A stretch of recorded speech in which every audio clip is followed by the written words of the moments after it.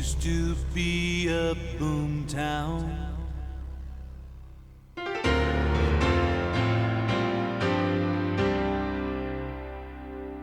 And canvas filled the bay.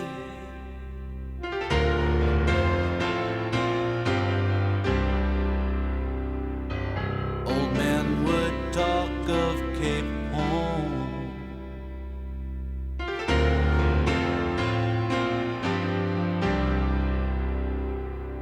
Young men would sail away.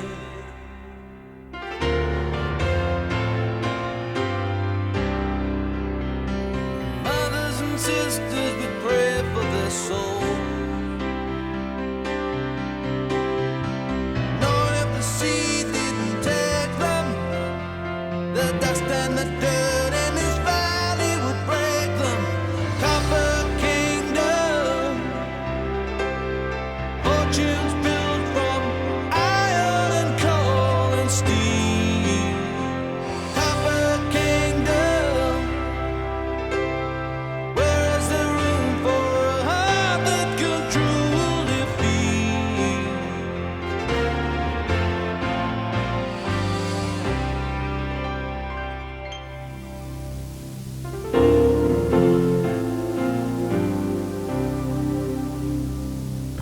Young men still sail away.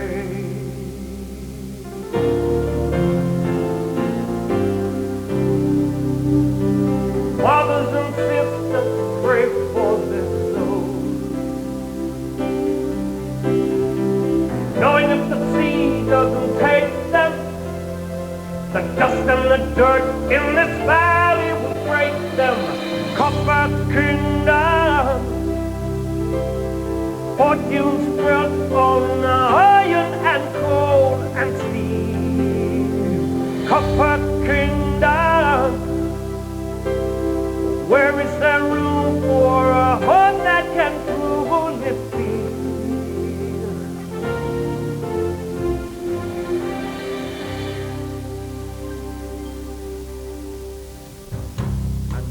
Musicals are big business, but the Copper Kingdom is homegrown in Swansea. It's based on local novelist Iris Gower's book, set in Swansea and staged there with music by Mal Pope. I was doing a radio program and I suggested that we concentrate on songwriting, and instead of just talking about it, we'd do it sort of, do the show right here. So I've known Iris since I was about 8 years old. I used to go to school with her kids, and I thought, well, it'd be nice maybe to see if a writer could move into a different field, into songwriting. So I rang her in the morning. She said, fine. She said, when do you need it by? And I said, lunchtime.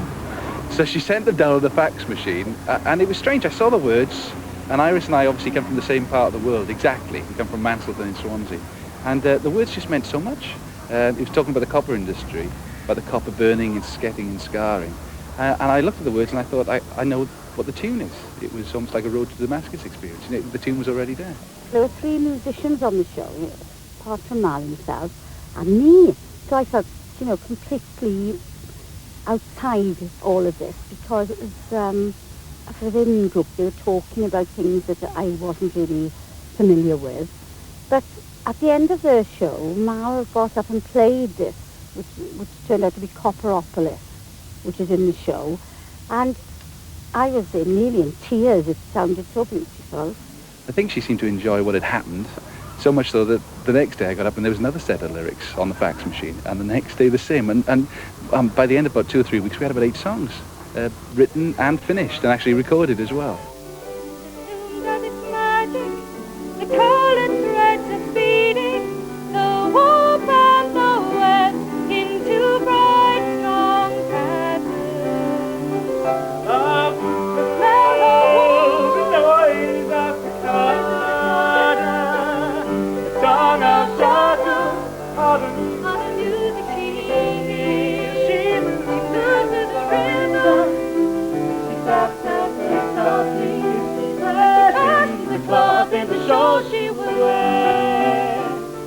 The very first meeting I had with the cast and the production team, I said, look, no matter what happens, this is going to be fun. And I want it to be fun. I don't want it to be anything other than that. And lo and behold, everybody rose to the occasion, and the cast just had a ball. just had a really wonderful time. And I don't mean socially, I just mean in rehearsals. We got on so well together, and that fun element really happened. And I think it's an important thing that is missed, that as a choreographer as well, as a director, I work with a lot of other directors, and I tend to find the rehearsals sort of heavy and intense, and if you have that, creativity is blocked. Therefore, you can't really produce what you want to do. In a way, I suppose I'm taking a risk, because if it does fall flat, then I'm going to look a complete idiot. But having said that, the challenge is there. You can carry on doing the same things forever. What I've noticed is that actors are very good at acting, and I'm not an actor. Once the season's over, the boats are beached and tarred, protected now against the salt and sweet summer rain. On the eastern side, Thought I'd sing maybe one song at the beginning, one song at the end, and play the piano all the way through. And Ian Stewart Ferguson, the director, thought it'd be nice if I could sort of move in and out, become a faith character. And I took a bit of persuading, really, but I've done it. And I suppose it's up to everybody else to judge how well I do it. But I do it as a singer rather than trying to act a role. I just go out there and do my thing.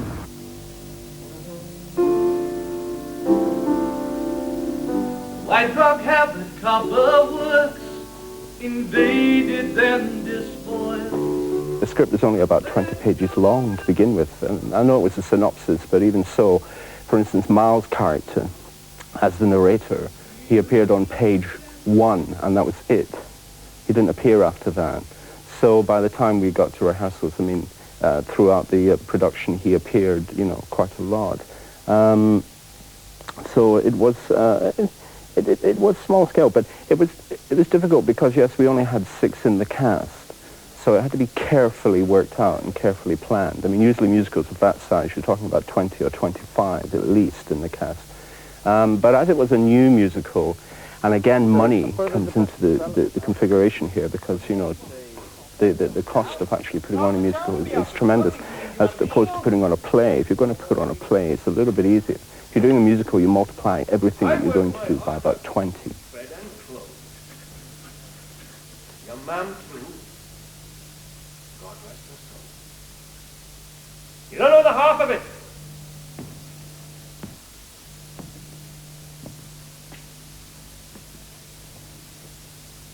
You know what I got for you, don't you? The copper sketches spilled over the side of it. It's a water on the floor, spat at me like a cat. I want you to know how it feels. It's Victorian times. We haven't put an actual date. We've left it very loose. It was when working conditions were very difficult, very hard, and people really had to work like donkeys. The copper men had to dip the ladle in the furnace, pick up 30 pounds of molten copper, carry it around, tip it into a mould that they called a top hat, and because it was put in separately by different men, it was set in slices like coins, and the dross would sink to the bottom, and they'd be left with this pure, beautiful copper.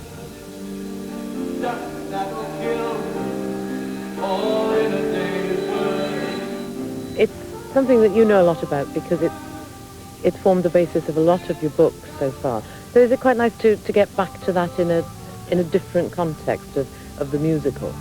Yes, I suppose it's a new dimension of it. It's actually seeing it come to life and seeing the characters speak, which is certainly an eye-opener for a writer who's normally writing for people to read, not to say the words, but to read them quietly to themselves.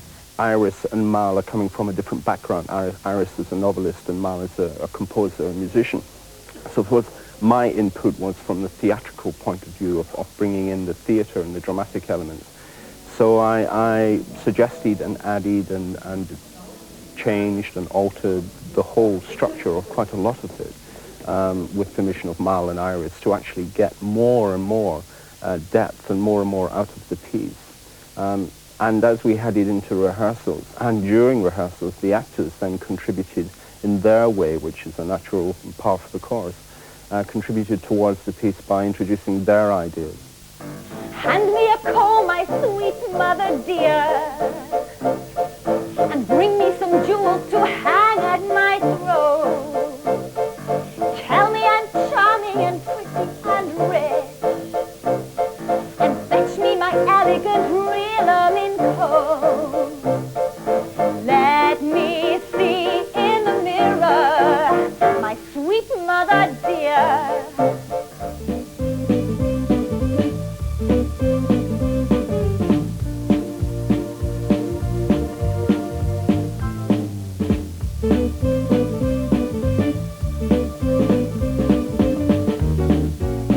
Of course, it's your band, Mal, but this again is very different for them. They're actually on stage, and they're very much part of the action. That's right, they're moving around. They all desperately wanted lines. A bunch of tarts, aren't they? But I mean, they're great. I mean, we've known each other, again, you know, we're drawing on roots things with this. I mean, I played with the bass player and the drummer since I was 13 or 14 years old. I mean, the newest member, the new boy, has probably only been playing with us for about 8 years, you know, so he feels a little bit on the outside, but we're bringing him in slowly. There's a feeling there, there's a pulling together, because I wasn't able to be at the music rehearsals very often. We were rehearsing the lines, getting the actors sorted out, so I'd finish there at 9, go and see the boys who were rehearsing all day, and we'd be there till midnight. They stayed last night until 3 o'clock to get the sound sorted out. They didn't have to, they didn't get paid for it, but it's as important to them as professionals and as something which means a lot to them to get it absolutely right. And you can't pay people to do that. That's because they really want to do it, you know. Loud, is it? Okay.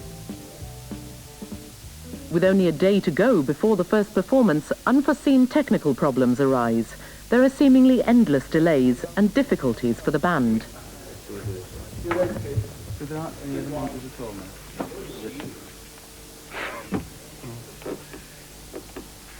Take time out. Hi guys. Take time out, go on. Go on. Yeah, we're on the phone. This is going to be on its own. Yeah. Let's go now. Right. It's going to be great.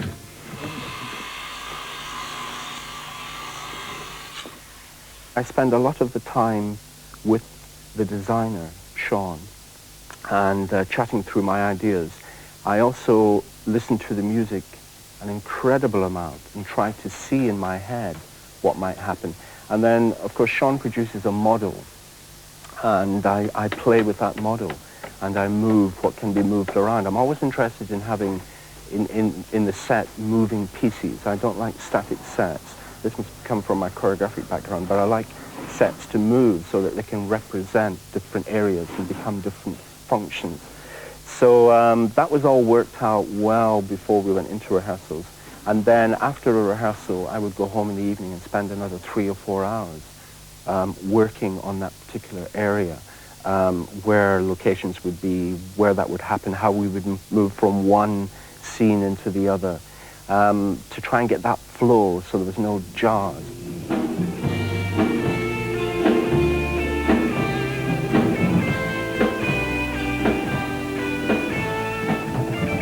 To make it flow properly, to move from scene to scene and we've got to pare it down to the simplest essence and to try and create moods within seconds. I mean, we don't want complicated scene changes in this, and it has to be an item or a piece of scenery, quite a large piece of scenery that move on to do that, but everything has to flow in a nice, smooth way. Bedrooms and interiors were the most difficult to achieve, obviously, because we couldn't bring in another huge item of suggesting interiors, houses. So, I mean, a lot of that's come with talking with Ian about how we do it with, for instance, using the maids and in that design to actually design characters into it to sort of boost the scene with simple furniture. And then a lot with Nick McClamore's lighting, which is, I worked with him quite carefully on the colours, and Nick has put a lot of colour in there to sort of boost the dresses and the costumes that they're wearing, to sort of create a much richer sort of ambient feel to the interiors. We've got some high levels on the set, and I have one song where I'm walking back and forward with these long, quite awkward dresses, and it was a bit of a scare this morning when I first got on the stage and realised quite how high up I was, but we'll get used to it. Rosie Richardson, she is the rich tart of the musical. No comments, please. I'm the one that gets to wear the pretty costumes, so that's quite good. I'm quite happy about that. She's just a bit of a spoilt upstart, really, who causes a few problems. Watch your mouth, or I might be obliged to shut it for you. I rest my case. You're just like your mom. Sharp as a pin and cheeky with it. Go on with you. Let me get a bit of peace by my own fire. We had trouble casting, finding the right people for the right job. And I remember saying to the director, there's a Will out there somewhere. I just feel there's going to be the right person to play Will. And it's funny, David Teisel, who plays the role, his picture came down. We met him, and as soon as he walked into the room, it was right. He was Will. I just went from one hellhole to another.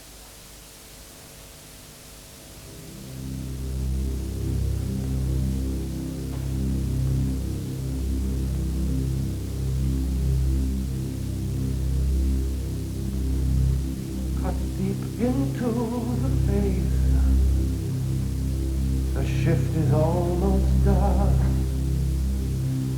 We're a mile deep underground. We never see the sun. Shove the rubbish back to me, boy. I'll put it in the gone. And I'll pray that you forgive me, son, for getting you this job. He's gone from the pits to the copper industry. And in fact, the copper industry at the time was reasonably well paid, so I believe. So, I mean, it wasn't, those guys had a few quid in their pockets at the end of the week, but they had to work for it. And they had to risk getting scarred because obviously the material that they were working with was potentially dangerous. And in fact, my character is scarred. I mean, not hugely, but he has, scars which I would figure have been quite normal at the time from molten copper, and also the damage to the lungs from the fumes.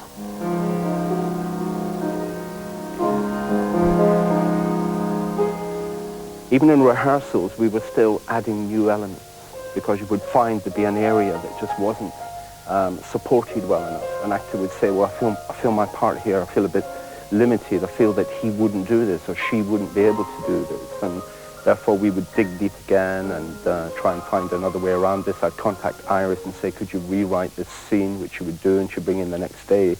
And we were still chopping and changing right up until the very last minute. And I'm not talking about minor surgery, I'm talking about major operations here in changing the kind of format. And also not just changing, but sometimes reversing scenes totally and actually putting them in a different position or juxtaposing the whole sort of thing to try to get more dynamics. Because it is a new piece, because it hasn't been tried and tested.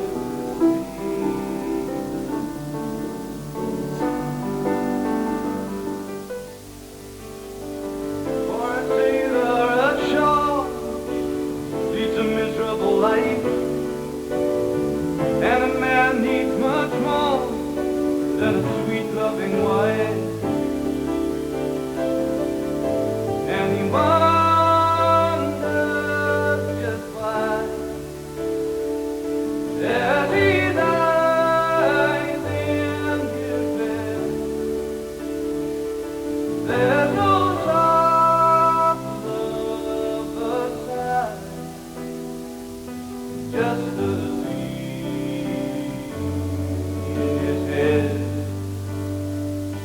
just the sea in his head.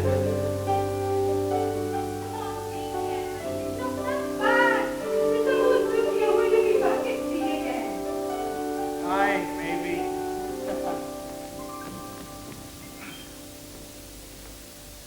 I'm not looking forward to smoking at the furnace all day long. Oh, well, maybe you could find something else. There's only the quarry. The bosses there don't want to stay there like me. They've got more than enough metal. What's the shops up in town? All the sparking. You could be afford to there. No good, though. People can put a book down, pick it up and read it again to see what they've missed and catch up with the story. They cannot do that with the stage. It has to be immediate, and the impact has to be immediate. And I suppose this is all dawned on me as I'm writing. I instinctively feel that you've got to say it. You cannot sort of wrap it up in pretty words. It has to be said. And I think actually it's helped me to make my own dialogue in my books more realistic, more sharp. It might be too late to say this, but I'm sorry for what I did to you and Davy. Don't talk about it now. This is no time for casting stones. I think there's a show in there that's screening to come out. And I don't think at this particular stage it is, well, what I would say is at its strongest point. I think there's an idea in there, but it would need quite a lot of rewrites and quite a lot of work to actually push it forward into another sort of, if it were going to tour or going further. I think the music is its strongest point. I think the music is very, very good. But that it's not, I mean, you know, people are saying, oh yes, this could go to the West End and that. But I disagree with that totally. I don't think it's really ready for that jump, even to tour. There are strong elements within the production. And there's quite a good storyline, but it needs to be developed, it needs to be moved on, it needs more. The characters need much more depth and much more illustration. And therefore, I do think it's good, but I think it could be an awful lot better.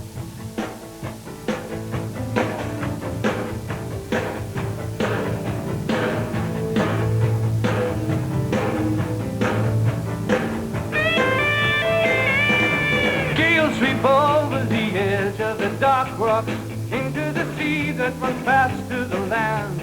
Maroon signal danger high in the night sky, casting a light on the Mercury way.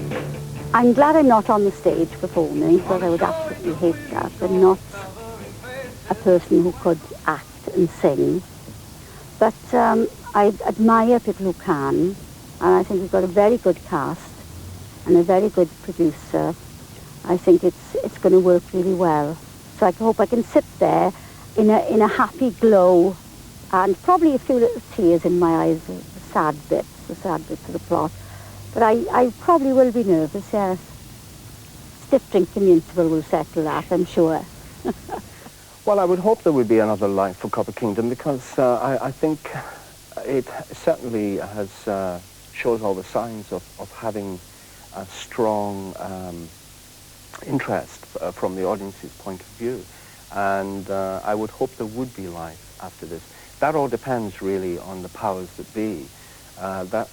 That's where my job stops, ends there, you know, after the last performance. That's me finished, really. She was young to the world. She had everything to lose. She had so much more than she could give. But the time wasn't right, so she stumbled from the light in despair. Well, she cried out in the night. Cover me, stretch out your arms and cover me.